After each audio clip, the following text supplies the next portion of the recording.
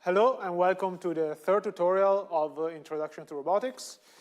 And today we're going to see a little bit a recap of what we have done. So we're going to see a little bit about the transition matrices, a little bit of Jacobian, a little bit of kinetic and potential energy, and also a little bit of the control stability. So we are going to do these 5 exercises at the end here. So the Jacobian, the expression of static forces associated to an arm, and the equation of motion, the trajectory, and the stability of a robotic arm. Well, actually a dynamical system, but it can be applied to a robotic arm. Now, let's go very, very quickly through a similar recap to what we have done the last time, because, you know, repetita juvant. So let's go through once again. We have the transition matrix from frame that has as final frame the frame I, and as actual frame J. So J is the frame in which I am currently, and I is the frame in which I will arrive when I apply this transition, okay? Therefore, if I have a vector, phi, okay, that is measured in frame 4, and I apply the transition matrix 0, 4, I move from the actual frame 4, that is the one in which the vector is actually measured, to frame 0. So what I obtain is the same measurement, but expressed in frame 0, okay? And I will say sometimes from 0 to 4, saying that you arrive to frame 0 and start from frame 4. It is a 4x4 matrix. These are the classical structure of the rotation matrix. I hope that for this point in the course you will know it very well. This one is how you place the frame, is the flow chart that is quite useful in my opinion, and I suggest you to know it as good as possible, or to follow it every time that you have to place the frames, at least at the beginning. Now let's go to the Jacobian. The Jacobian basically tells you the relationship between how fast the joints move and how fast then the effector move. And how does it do that?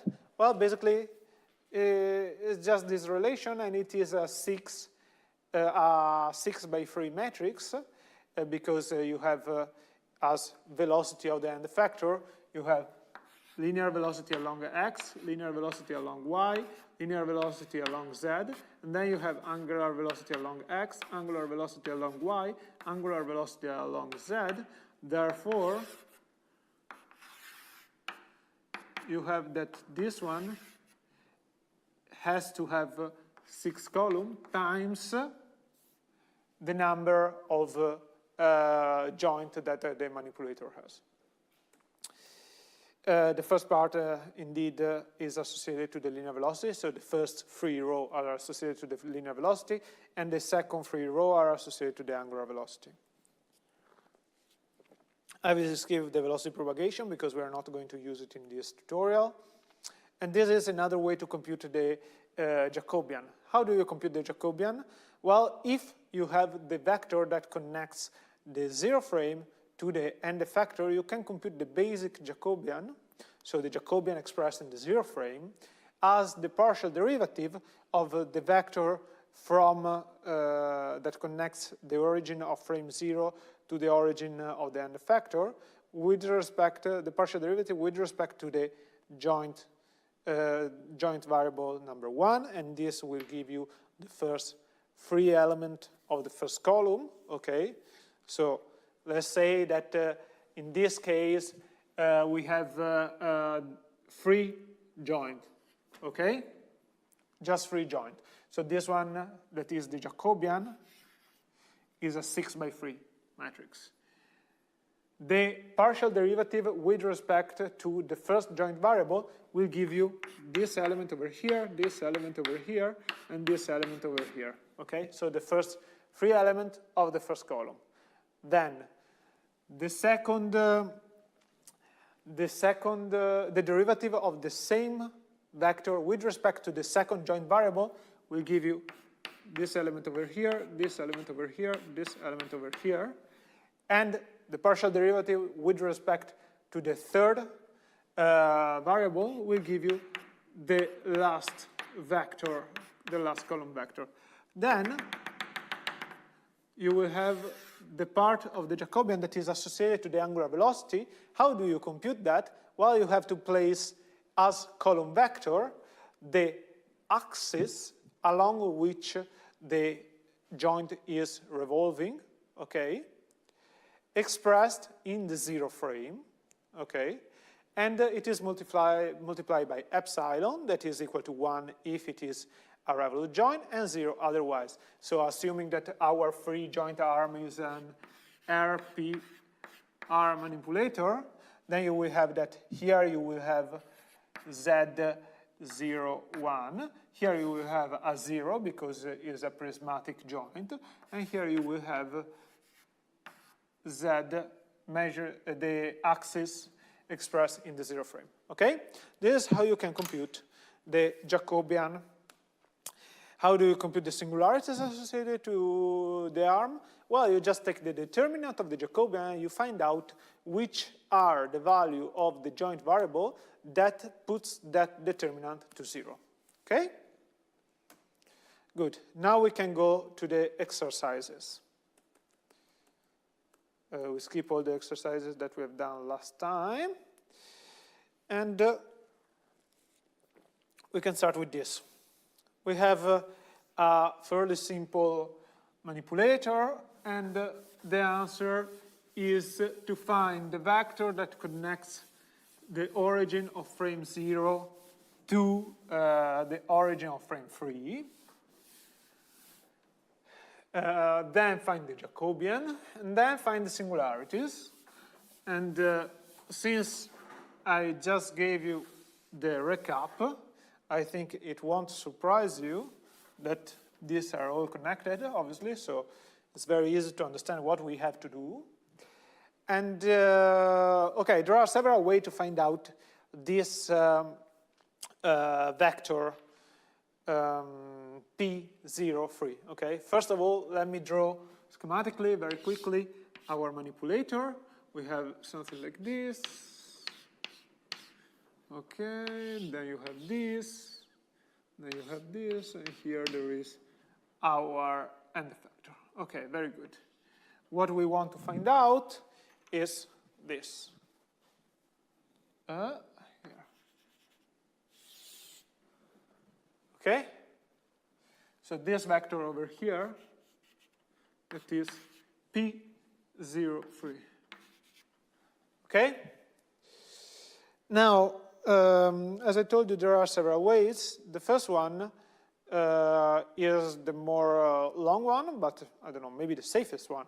That is to compute the forward kinematics and extract this one as the last column of the matrix T03, because T03, as we know, is the rotational matrix from 0 to 3. Here you have 0, 0, 0, 1, and here you have exactly the vector that you need. So you extract the first free element of the last column of this transition matrix, and you are done. What's the problem? That you have to compute the Dennevit-Hattenberg table, and then you have to compute all the transition matrices. You have to do multiplication, blah, blah. It's quite annoying. And if you can skip all that stuff, I think that everybody agrees that it's better. So what is the other opportunity that we have?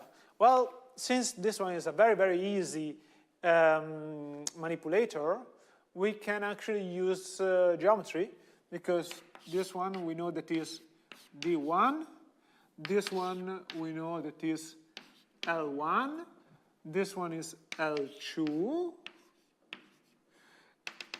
and this one is theta 2. Okay, so what is so basically 0, 3 is equal to. What is the x component of this? Well, you definitely have L1, right? And then you can add the part of this arm that is projected along the x. And what is it? Well, it's basically this quantity over here, and this quantity over here is just L2 times the cosine of theta 2, right? So it's just L2 cosine of theta 2, correct? Because you add this part over here plus this, and you obtain the x component of this vector, of the orange vector over here. Now we can do the same with the y. Well, with the y you definitely have d1, right? Because it goes along the y direction. Plus the component associated to the to this second joint that moves, that revolutes around this axis. That is this. That is just, well, let me delete this. That is just L2 sine of theta 2. Okay, so it is L2 sine of theta 2. And as z, it is 0. Okay? So this is our vector. Now that we have our vector, we just have to compute the Jacobian, as I told you before. In this case, we have that the linear Jacobian is equal to the partial derivative of this with respect to the first joint variable, that is equal to d1. So it is 0, right? 0. Then we have the partial derivative of this with respect to d1, that is equal to 1, right? The partial derivative of this with respect to d1, so the z component of the p vector, that is equal to 0. And then you have that, you have to do the same for theta 2. For theta 2, you have that it is minus L2 sine theta 2 and L2 cosine theta 2. And here there is a 0. Yeah, sorry. It is not like this, it is like this. Yeah, okay? Now we have, what do they ask us? For what joint values is the manipulator at a singularity? What motion is restricted at this singularity? Okay, so to do that, we have to compute the determinant of this 3×2 matrix. As you can see, we can delete this row because it's all of zeros, because there is no motion along z, so definitely the z direction cannot be moved. So let's just focus on this 2×2 matrix. And what is the determinant of this? Well, the determinant of this, you just compute it like this. Determinant of J is equal to, basically, you do the cross product. Here there is a 0, so you just end up with this part, that is L2 sine of theta 2. Okay, and as I say at the beginning, what you have to do to find out the singularities are the value of the joint variables such that this quantity is equal to 0. So we have to solve the equation L2 sine of theta 2 is equal to 0. And for which value this, this holds? Well, for theta 2 equal to 0 plus k pi with k in, well, the natural number. So basically for 0, 180, blah, blah, and so on and so forth. And how does it look like, the arm in this configuration? Well, it looks something like this. basically you have this part, okay? And then you have that the robotic arm is basically folded on itself like this, okay? So you have basically that goes like this, okay? So when it is placed like this, there is no possible movement along the Z, right? Because you cannot move, it doesn't matter how you move the other joint, but if theta 2 is equal to this, you will not achieve any type of movement along the Z axis. So you lose 1 degree of freedom, basically, okay? And this is the, what the singularity means in this particular case.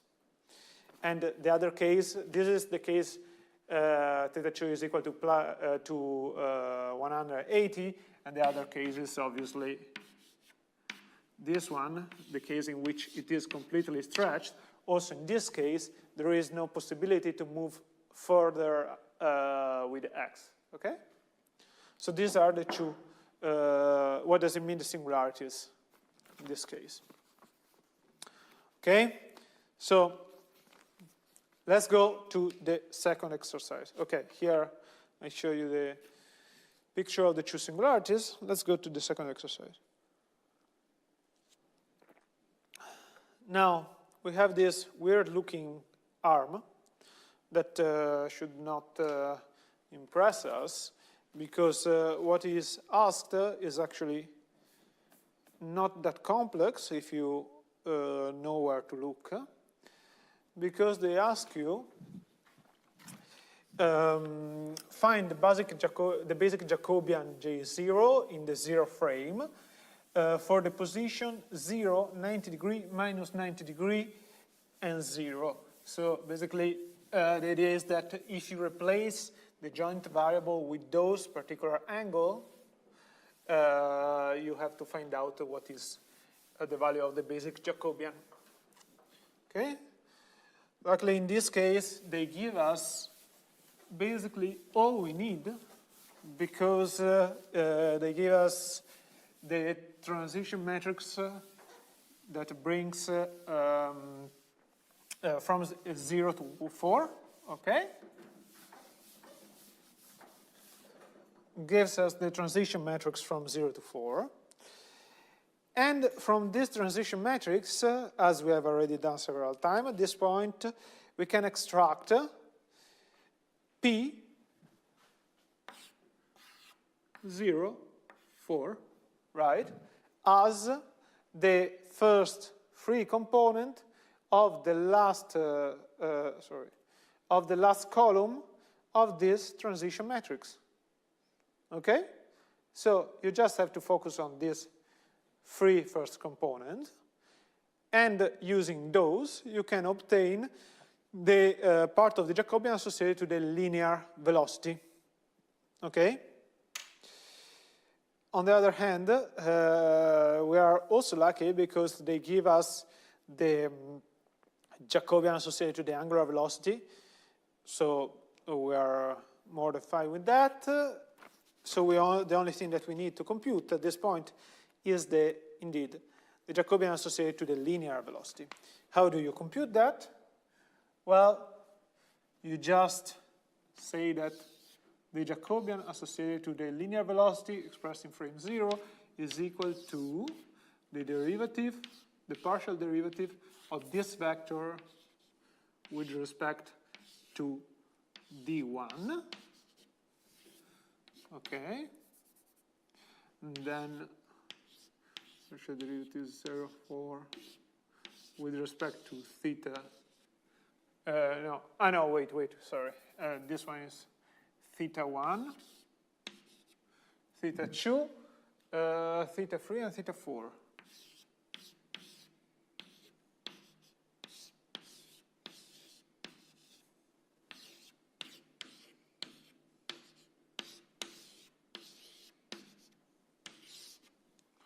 Okay, you just have to compute this. Each one of these will be a free by one element. Why? Because the thing that you actually have to put here is the partial derivative of the x component. So I will write it down for you here. since we already have the expression first for the vector, the first component will look something similar to this. You will have that you have to do the partial derivative of what?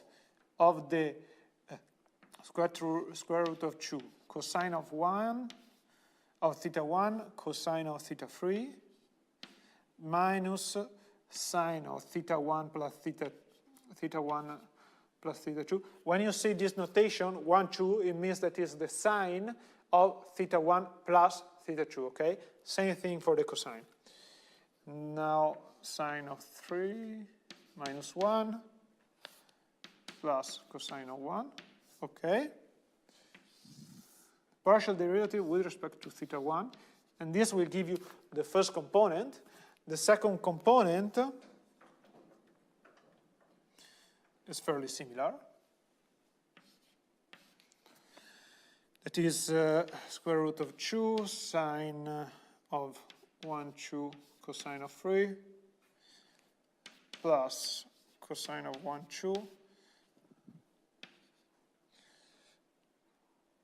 sine of 3 minus 1 plus sine of 1. Okay. All partial derivative with respect to theta 1. And then finally you have the partial derivative of S3 plus 1 with respect always to theta 1. Okay. And this is obviously 0. And therefore, you do the same. So this free computation will give you the first, the second, and the third component of the first column of the Jacobian associated to the linear velocity. You do the same thing here for theta 2 and theta 3 and theta 4. Okay, I will not write it down. Okay, and then what you obtain in which that will be something that is dependent on theta 1, theta 2, theta 3, okay?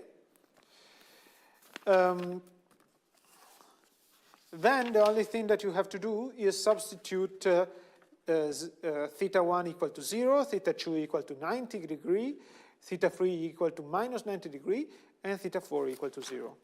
And then you obtain J is 0, the complete one, that is just equal to this 0, 0, 0, 0, 3, 2, square root of 2, 0, 0, 0, 0, 0. And now you have 0, 0. And here I'm just writing down again the Jacobian associated to the angular velocity that that it was given from the exercise. And 1 square root of 2. Okay. So this one is the complete Jacobian, in which evaluated for the given configuration of the joint variable. So the first part is the one associated to the linear velocity. The second one is instead the one associated to the angular velocity. Now, the important part of the exercise. So a general force vector is applied to the origin frame, to the origin of frame 4, and measured in frame 4. Okay. For the position in question 1, so the one in how was it? Yeah, 0, 90, minus 90, 0. Determine the joint torque that statically balance it. Okay? What does it mean? It means that in order to balance this force, each joint has to apply a certain torque, and they ask us to compute which torque each joint has to apply in order to basically keep the arm in the same position, okay? Don't make it move due to this external force applied. This is very useful because, for example, if you have a robotic arm, well, an external force can be the gravity. So you have to compute how the gravity is applied to the arm, and what is the torque to keep the arm, for example, in an extended position, even though it has to stay just in that position. You cannot just give no torque, but you have to give another torque to compute the gravity. How do you do that? Well,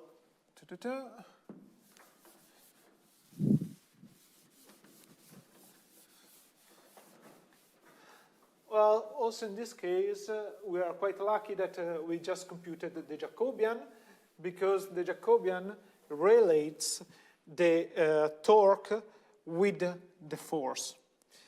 But we have to be careful, because the force that we can call applied is measured in frame 4. Okay, therefore, the force that the arm has to generate has to be of equal quantity, but of opposite sign, right? So the force that has to be generated at frame 4 by the arm, if it is measured in frame 4, so in the same frame of the force that is applied, then it has to be the same, but with the opposite sign, okay? Now, at this point, we have a little bit of a problem, because we have our Jacobian, that is the basic Jacobian, that is expressed in the zero frame, right? And we have this one that is expressed in the 4th frame. So what do we do? Well, we just translate either one or the other. It doesn't matter which. So, for example, if you want to achieve the force expressed in the 0 frame, the only thing that you have to do is multiply by something like this. So you just put the rotational matrix from frame 0 to frame 4, okay, on the block diagonal, multiply here for the force, and you obtain exactly this translation. The other way around, if you want the Jacobian expressed in frame 4, you just do the opposite. So you do the rotational matrix from frame 0 to, from frame 4 to frame 0, and also here, 4 to frame 0, and here you put the Jacobian. Here you put the Jacobian. Okay, yes. So we can compute the torques as basic Jacobian times the forces expressed in the 0 frame, okay? So this is the important part. They have to be in the same frame. Otherwise, you get nothing out of it, okay? So the important part here is that the force that the arm has to apply is the same and with the opposite sign of the one that is applied, but it has to be with a particular, it has to be in the same frame in which you apply the Jacobian, okay?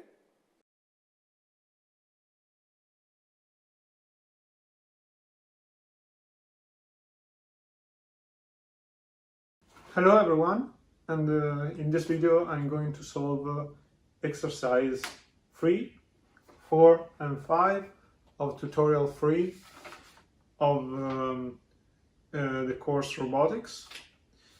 And in the previous video there was a problem with the mic during these 3 exercises, so I'm doing that again over here. Now, in exercise 3, we have a robotic arm that is done like this. There is a revolute joint and a prismatic joint. There is these 2 links that are 2 bars of uniform density, and they have a square section of thickness h. And basically the first question asks to calculate the kinetic energy. So the kinetic energy K of Q dot, where Q is the joint variable, so in this case theta 1 and d2 is simply equal to K1 plus K2, where K1 is the kinetic energy associated to the first link, and the K2 is the kinetic energy associated to the second link. Now let's compute K1. K1 is equal to 1/2 mass of the first link, the vector of the velocity of the first center of mass, transposed the velocity of the first center of mass, plus 1/2, and here you have the angular velocity, the inertia matrix that we define like this, and here the angular velocity. Therefore, we have that the kinetic energy is composed of two parts. You have the first part, that is the energy associated to the linear velocity, and the second one, that instead is the kinetic energy associated to the angular velocity. Okay? This one is the angular velocity of 1 measured in vector 1. Now, where is this center of mass? Well, this center of mass is placed as at L1 half distant from frame 0. So how do we compute the linear velocity vc1? Well, you can compute it like this. There are two ways basically. One is to remember how to compute the length of an arc. So this is something that you should have done at the high school, so I hope somebody remembers it. So if you have if you have an arc like this one is the radius, okay, and this one is the angle theta. The length of this arc S is just equal S equal R times theta. Okay? Therefore, substituting this with our condition over C1, we know that the arc that is done by the center of mass 1, okay, so we can call it PC1, well, let me call it RC1, okay, so the distance that the center of mass travel when we move of theta I is just equal to L1 half theta 1, right? Now to obtain the linear velocity, we just have to derive this quantity with respect to the time. So you have the derivative of RC1 that is equal to L1 half theta 1 dot. Okay? Another possibility is to explicitly write the position of the first center of mass. So you write position of center of mass 1 expressed in frame 1 is equal to L1 half cosine of theta 1, right? Because if I move like this, the projection over the x is the cosine. And then you have as y component L1 half sine of theta 1, and then as z component 0. Okay? You take the derivative with respect to the time to this vector, and you obtain the vector of the velocity. So vc1 is just equal to this vector over here. L1 half Okay. Then you take the derivative of the cosine, that is minus sine, theta 1. And here you put, for the chain rule, the derivative of theta 1. You do the same for the second part, so L1 half cosine of theta 1 dot, and here still is 0. So let's use this second definition over here.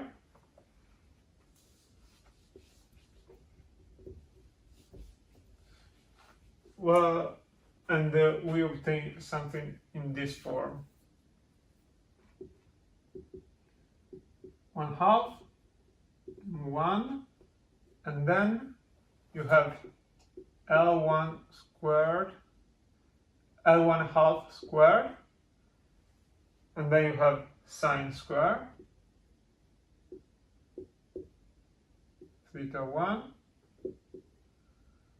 plus L1 squared cosine squared theta 1. Okay, everything multiplied for theta 1 dot squared. Okay, and this one is the first part of the kinetic energy.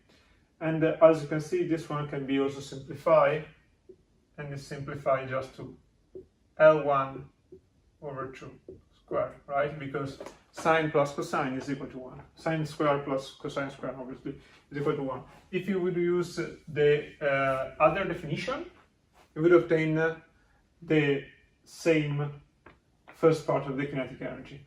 For the second part of the kinetic energy, this angular velocity here is just a column vector of 0, 0, theta 1 dot. Okay? Therefore, how this one looks like is just, so let me write a plus here, dot, dot, dot, plus here. It's just 1/2. Here you have the z component of the inertia matrix, okay? And then you have theta 1 dot square. So the inertia matrix is done like this. XX1, I, Y, Y1, I, Z, Z1. Okay? And that's why this is the only thing that is, let's say, safe. Okay? Now, if now we have to do the kinetic energy of the second, okay? So let me rewrite it in a more compact form. We have that, therefore, we have that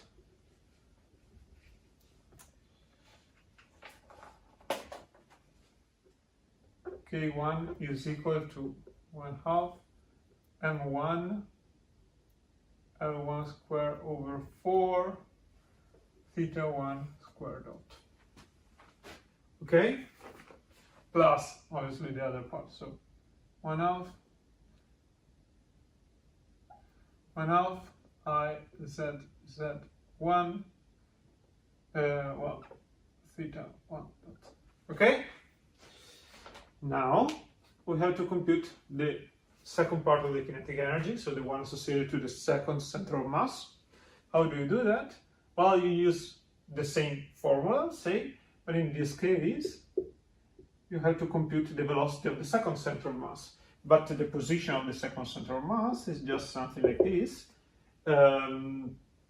Is on the x-axis is L1 cosine of theta 1, right? Because there is no other movement along x other than the one due to this rotation. And then L1 sine of theta 1. In this case, is L1 because you are at this distance, at the full distance, not at just half of it. And then you have d2 along z, right? You do exactly the same computation that we have done before, and you achieve this first part. So K2 is equal to 1/2 M2, obviously. Okay, so the mass of the second link. And then you have the same part, well, almost the same part of the first. So L1 square theta 1 square dot. Okay, plus D2 dot squared. Okay, so there is this extra component here because there is also the movement along the Z. The second part is very similar. So you have 1/2, and here you have Z2 theta theta 1. Okay, why? Because the revolution that happens around of this point depends only on the first frame. Oh, sorry, here obviously there was a 2, and also here there was a 2. Okay, so therefore you only have the rotation due to the first joint and not to the second one. That's why here there is only theta 1 dot. Okay, now that we have computed the kinetic energy, okay, now that we have computed the kinetic energy, they ask us to compute the potential energy. How do you compute the potential energy? Well, you basically just use this formula over here. Well, so in this case, U is equal to U1 plus U2, where the general formulation is UI is equal to minus the mass of I, okay, G transpose, that is the vector along of the gravity, times the position vector, okay, of the center of mass of I. And here there is the reference such that when the position is equal to 0, then the potential energy is equal to 0. But in the first case, well, the exercise tells us that the gravity acts along the z-axis, okay? And since it goes along the x-axis, z-axis, and we know that PC1 is equal to L1/2 cosine of theta 1, L1/2 sine of theta 1 and 0, the product between G, it is G is equal to 0, 0 minus G.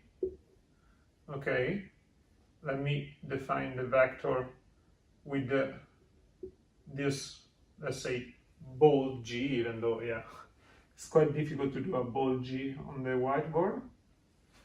Okay, the product of these two is equal to 0, right? Therefore, you have that U1 is equal to 0. U2, on the other hand, it looks very similar to this. The position, we say that also before, the position of the second center of mass is just equal to L1 cosine of theta 1, L1 sine of theta 1, and D2, okay? In this case, there is a component along Z, therefore U2 is not equal to 0, but it is instead equal to mgd2, okay? Okay, so now we have that the sum of the two is the complete potential energy. So the complete potential energy is equal to mgd2. So let me just put it here on the side. Therefore, U is equal to m2gd2. Okay? Great.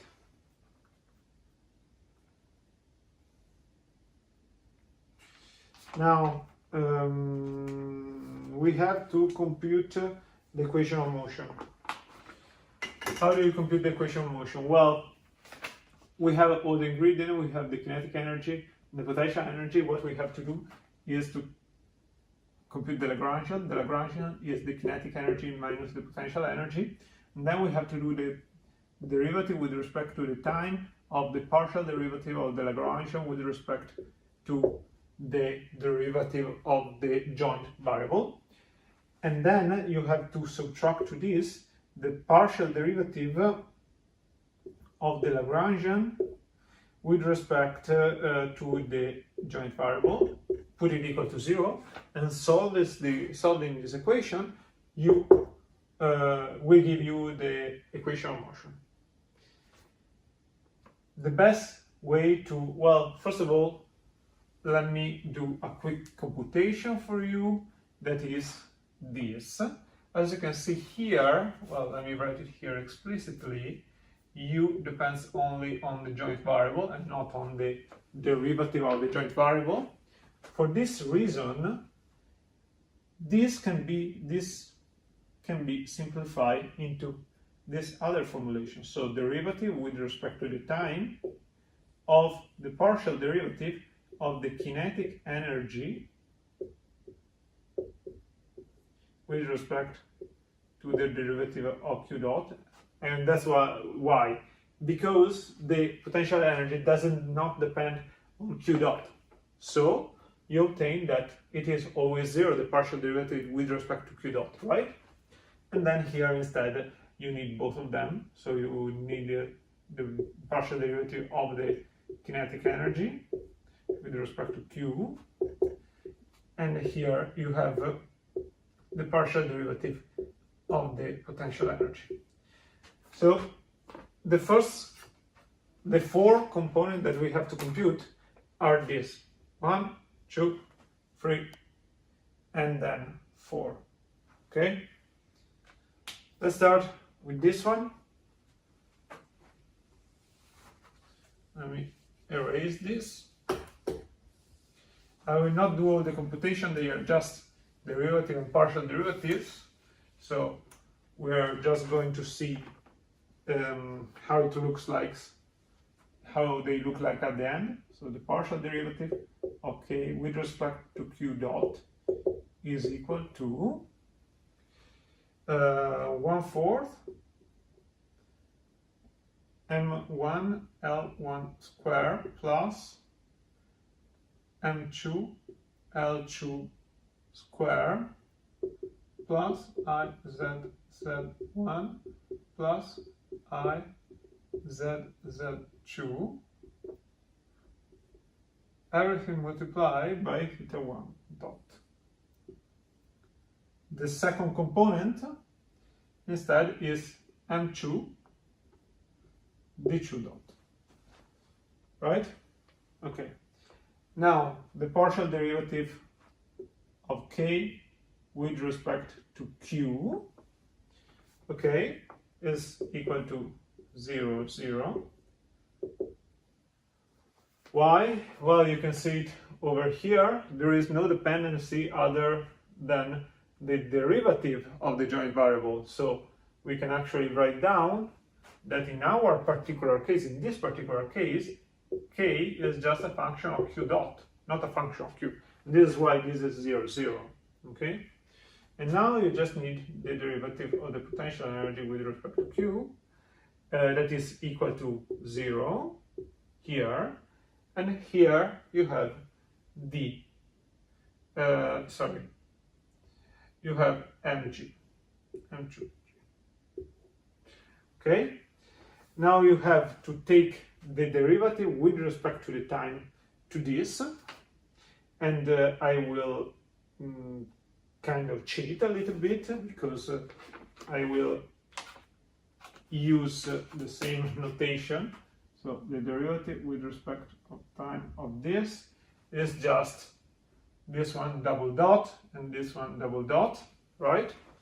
Because this is just a constant.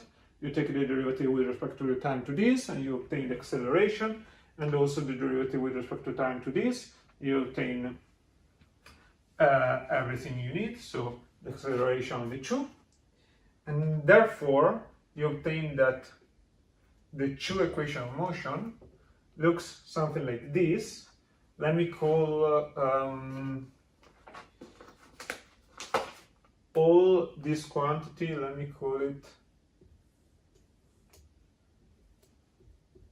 dollar, because I don't want to write it again. So, sorry. Tau1 is equal to dollar minus 0 over here. Sorry, dollar times theta 1 double dot minus 0, because there is 0 here and 0 here, right? And tau2 is equal to m2 b2 double dot minus m2g. Okay?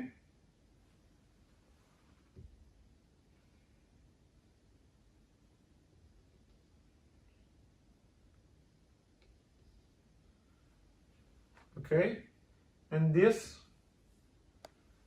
gives you indeed the equation of motion, because what I've done before, I don't know if I've done a mistake before what I've written before, to compute this quantity. So the torque of the robotic arm is the solution of the equation that I gave you before. So derivative with respect to the time of the partial derivative of the Lagrangian with respect to q dot minus the derivative of the Lagrangian with respect to q is not equal to 0. I think I wrote 0, but it is equal to the torques that it is exercised, that is generated by the robotic arm.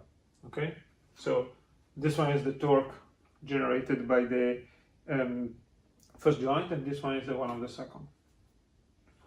Okay, this solves also the second. This solves completely the first problem, that is actually the third of the tutorial.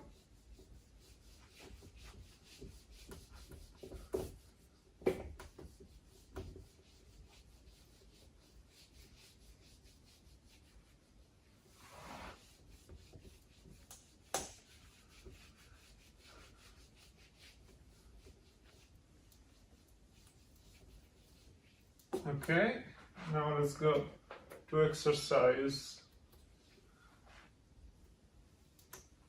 Let's go to exercise 4.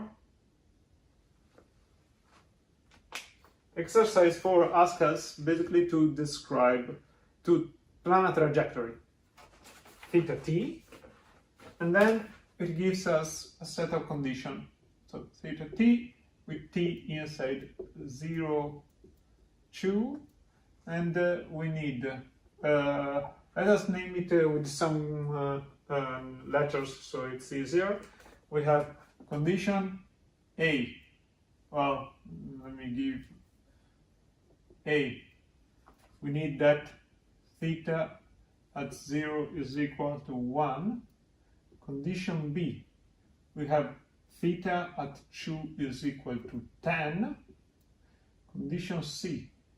Theta dot at 0 is equal to 0.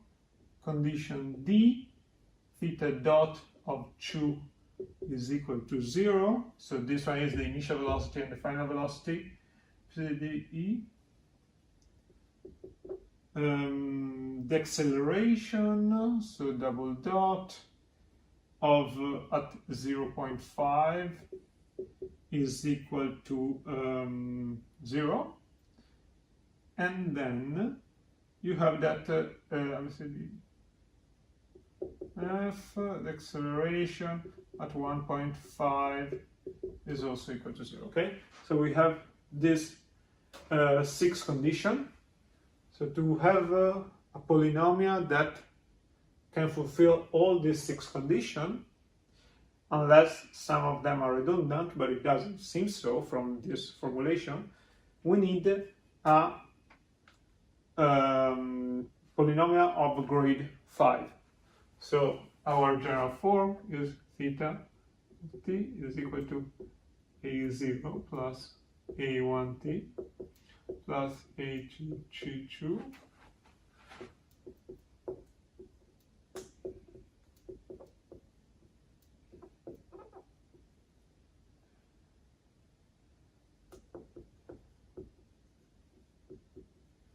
Okay, so this is our polynomial. And since we have to put a condition over the velocity and the acceleration, I think it's a good idea to write down also those definitions, right? So how do you compute this? You just take the derivative with respect to the time of this trajectory. Oh, sorry.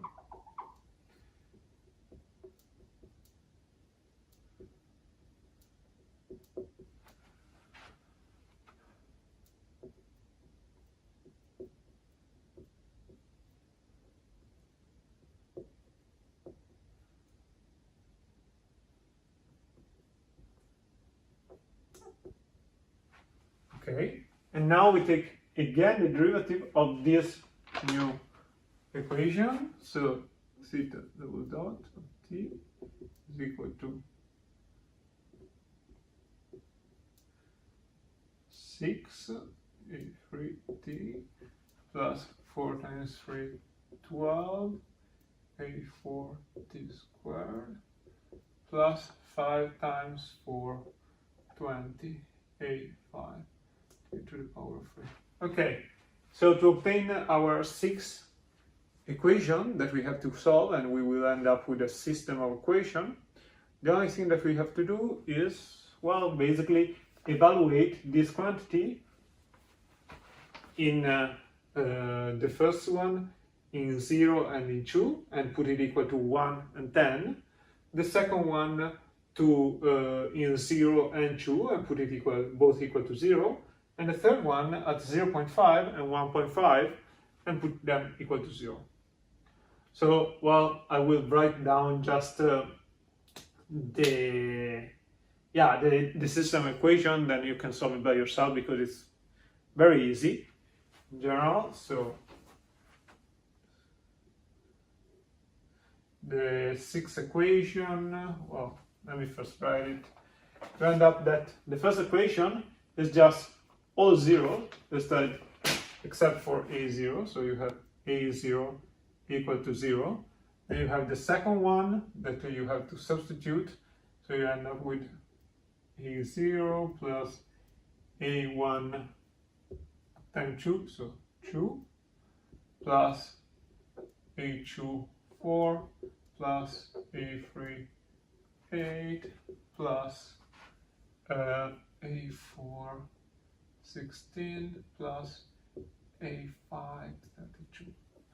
Okay, and this has to be equal to us. Yes, sorry, here is 1 because I evaluated at 0, but it has to be equal to 1, and this one has to be equal to 10, so this one equal to 10. And now we evaluate, so this one is condition A, this one is condition B, now we do condition C, and condition C is just take this equation, plug 0 into t, and put it equal to 0. Therefore, you only have a1 equal to 0. And then equation D, that is substitute inside here 2 and put it equal to 0. Okay, so let's do it. a1 plus 2a2 times 2 plus 3 a3 times 4 plus 4 a4 times 8 plus 5a5 times 16. Okay, and this has to be equal to 0. Now in CD we have a condition A over here. Condition A, we have to take the third equation, substitute 0.5 instead of t, and put everything equal to 0.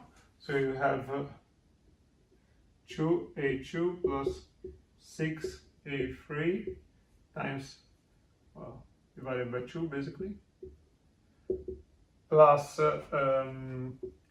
12a4 divided by 4 plus 20a5 divided by 8, and we have to put it equal to 0, and then you have f that is equal to, well, 1.5 is equal to 3/3, so you have 2a2 plus 6a3 times 3/2 plus 12a4 times 4/9 plus 20 times a5/4/27 is equal to 0. Okay. The only thing that you have to do is to solve this system equation. You have 6 equations and 6 unknown variables. So it should be tedious, maybe, but not difficult at all. I will give you the solution. And the solution is this one.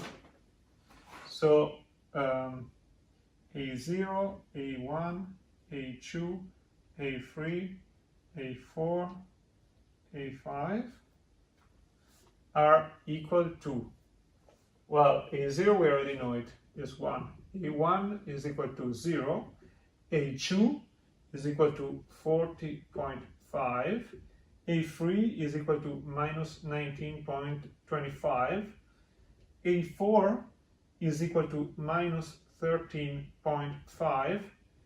And then you have that this one is 6.75. Okay, so now that we have solved this, let's just to conclude this exercise, think a little bit on how the shape of this trajectory should be, okay?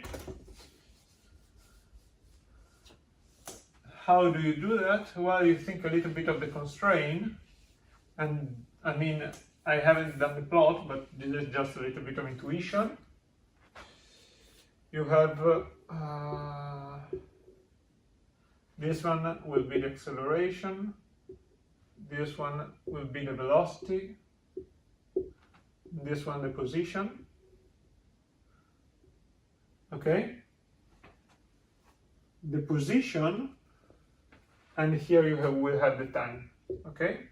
Time. Now the position starts at 1, okay?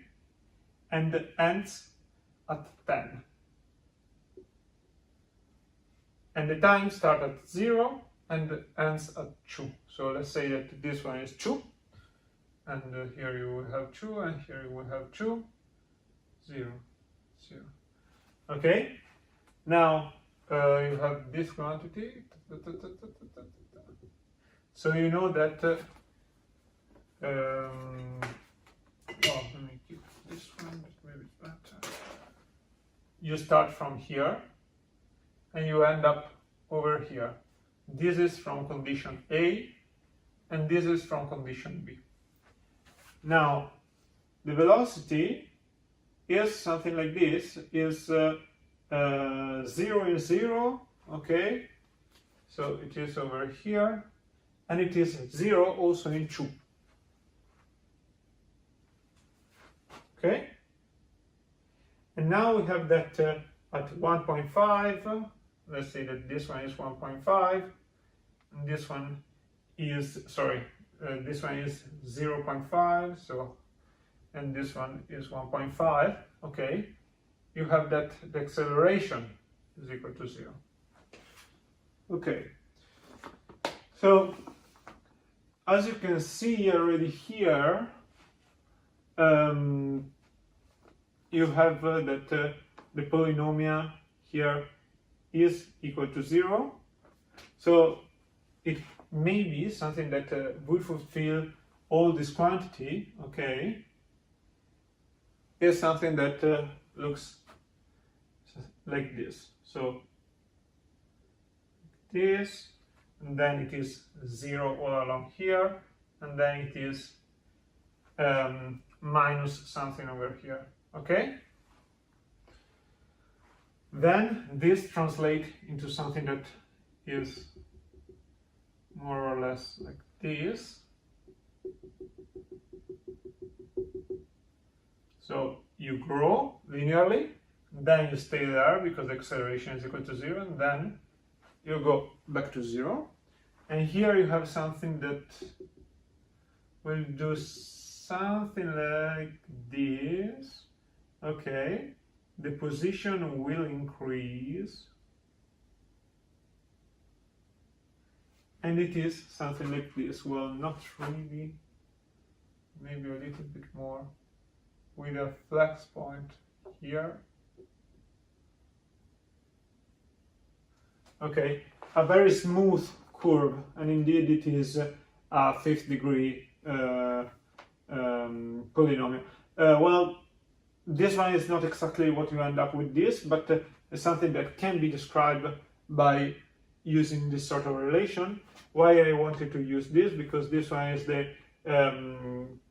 one that is mostly used, because it gives you an acceleration that is maximum at the beginning, then 0, and then the minimum. So you will have this sort of linear increment of the velocity, then steady velocity, and then minimum velocity. And then you will have that the position slowly increase, and then slowly increase, and there is a very smooth start. That is always a good thing. Otherwise, you can impose, in this sort of exercise, you can impose a ton of different quantities. For example, you can impose what is the maximum acceleration that you have to have, or the maximum velocity. Or you can also impose something on the jerk. The jerk, even though it seems weird name, well, bad words, is just the derivative of the acceleration. And why it is important? Because if you ask to an actuator to just give you immediately the maximum acceleration, well, it can cause a lot of trouble, and you can even risk to break it. So if you have something smooth as an acceleration, well, that's much better. And how do you do that? Well, you do that imposing that the jerk here is not an impulse function, but it's maybe a rectangular function. Therefore, the integral of that will be something that is smoother. So all this condition can be imposed, but at the end of the day, the only thing that you have to do is find out the polynomial that works the best. Okay? I repeat, these last graphs are not the graphs described by these three polynomial, but are just some trajectory that fulfill all the condition, okay, but that are not described by a polynomial, okay? That is a trajectory described basically piecewise, such that the constraints are verified, okay? So it was another thing. What you have to do in the exercise was to describe this polynomial. What you can try to do is to plot it and see how it looks like. That can be nice. Finally, let's go to our fifth exercise that talks about dynamical system and the stability of the dynamical system. In particular, we are going to use Lyapunov theory to prove the global stability of a dynamical system with two variables. And the dynamical system is fairly easy. You have x1 dot is equal to minus ax1 plus 4x2, and x2 dot is equal to minus bx1 minus c to the power 3. And the candidate as a Lyapunov function is a parametric one, and it is defined as x1 squared plus cx2 squared. Okay? Now we have that a and b are positive. And they ask us, first of all, no, they only ask to find all the equilibrium point and study the stability. How do you find the equilibrium point? Well, you study the stationary point. Stationary points are those points in which there is no velocity. So you can put just to zero these two equations and find the solution of this system of equation. For x2 equal minus b x1 minus x2 to the power of 3, okay? Now you can solve the first one for x1, and you obtain x1 is equal to 4 over a x2. You substitute this and obtain this. You substitute this quantity inside here, and you obtain minus b for a x2 minus x2 to the power of 3. You can actually group out an x2 and x2 time, let me write it like this. Yeah, x2 times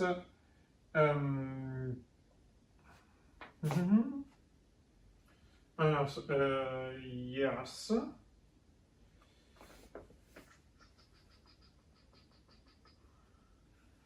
That's okay, so you end up with something in this form. x2 4b over a, yeah, plus x2 squared, yeah, okay, is equal to 0.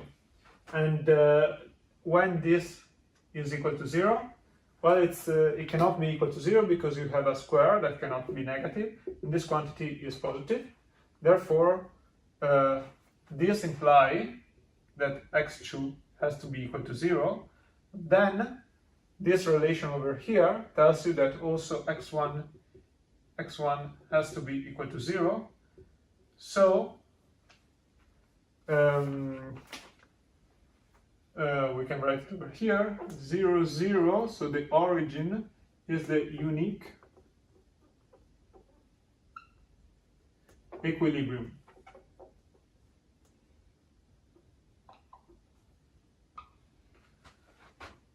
Okay, so now that we have found out the unique equilibrium, you have to show that this is actually stable. How do you do that? Well, you just have to show that the derivative of the Lyapunov function is smaller than zero for a given for a correct choice of C. So let's compute the derivative of the Lyapunov function, that is equal to 2x1 x1 dot plus 2x2 x2 dot. Okay, and now we can just replace x1 dot with this one and x2 dot with this one. Okay, and you actually achieve this final formulation: 2a x1 dot plus 8 minus 2cb x1 x2 minus 2c x2 to the power of 4. Now, if we choose a c that is positive, so let's say that we choose c greater than 0, then we have that this part is strictly smaller than 0 for every x that is not 0. And also this part is strictly smaller than 0, okay? But what about this part? Well, this part can be both greater or smaller than 0, so we have to pick a particular c such that this quantity is either 0, okay, so this one is a 2, or it is smaller than 0. But this is fairly easy, you just have to put all this quantity equal to 0, and you end up with c that is equal to 4 over b, okay? Therefore, using this particular value of c that is indeed greater than 0, you achieve that the derivative of the Lyapunov function is equal to minus 2ax1 squared, and here it is minus 2 times 8 bx2 to the power of 4. And this is smaller, strictly smaller than 0 for every x that is not, for every x1, x2 that are not equal to 0. Okay? And this proves that the origin, well, this plus the fact that v that is equal to x1 squared plus 4 over bx2 squared is greater or equal than 0 for every x1, x2, because those are just squares. Okay, this implies that 0, 0 is globally stable. Okay, and this solves also our last exercise. And yeah, that was it. I hope you enjoyed this last 3 exercises of the third tutorial, and that they were clear enough for you. If you have any question, don't hesitate to send me an email, or just, well, you can also put it on the forum, so maybe you can discuss with some other of your colleagues. And well, since you will see this close to the exam, good luck with the exam, good luck with the assignment, and yeah, have a nice evening.